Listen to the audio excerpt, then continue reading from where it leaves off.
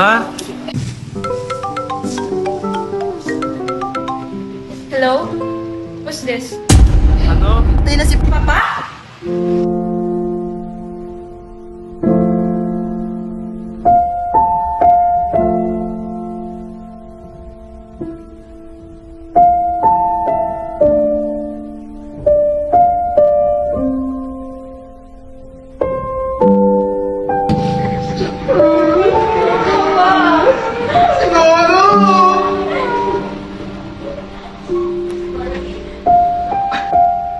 Ngayong wala na si Papa, pag-usapan naman natin ang lupa.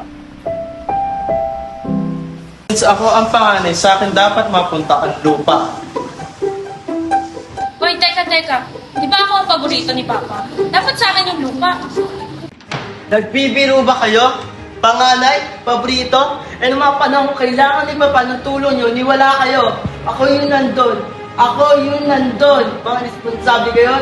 Wow, irresponsable? Talaga ba? Kamusta naman yung responsibilidad mo sa anak mo? Nagampanan mo ba? Di ba hindi naman? Sa lupa pa kaya?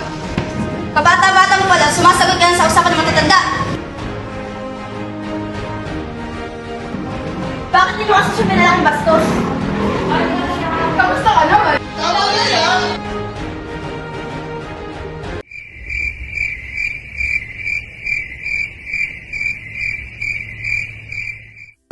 Paumanhin, kuya.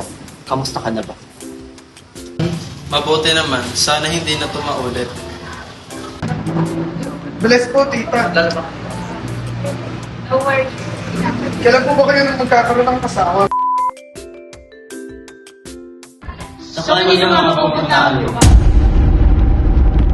Abangan sa susunod na kabanata.